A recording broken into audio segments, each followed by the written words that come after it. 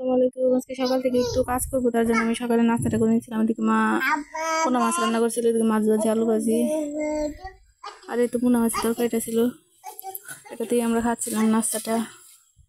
আর এদিকে আমার বাবা রান্না করতে দিকে ভিতরে জন্য এখানে কিছুটা মানে সিমেন্টের টিন নিয়েছে। আর এদিকে এই যে এই জায়গাটায় রান্নাঘর করবে, মাটি করে নিচ্ছিল। আর অন্যদিকে আজকে একটা নতুন রেসিপি দেখাবো আপনাদের। তারপর অন্যদিকে আমি এটা দেখতে দেখতে ওইদিকে যাচ্ছিলাম, দেখি আমার চাচাতো বোন ই করতেছে, ছোট একটা কাঁঠাল, ওইটা আবার গরম করতেছে, এটা নাকি আবার নতুন রেসিপি। আর এই তো আমার বাবা এভাবে মেপে ঝুঁকে ই করতেছিল, মানে গল্প কতটুকু করবে। রান্নাঘর তো তেমন একটা বড় প্রয়োজন না, আর সিমেন্টেরই টিন এনেছে এটা ই করার জন্য।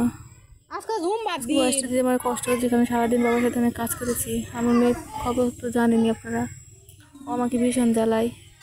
আর এই তো আমাদের আগের রান্নাঘরটা এরকম ছিল, মানে বাবা নেই তো আমি আর আমার বোন মিলে ই করেছিলাম। এই দেখেন ও কাঁঠালে ভাবে পড়তেছে, এটা নাকি আবার কি করবে। আজকে ভিডিওটি পর্যন্ত সবাই ভালো থাকবেন। আসসালামু আলাইকুম। কাঁঠালের নতুন রেসিপি। ওইটা করতে করতে অনেকটা রাত হয়ে গেছিলো। আমার মা চটপট করে একটু বুড়ি রান্না করেছিল, দুধ চাল দিয়েছে। আজকে খাবার একটু অন্য কিছু রান্না করিনি। আর ঘরে তো লাল লাইট, তার জন্য বারান্দায় আর কি Habla de una y ve tapo.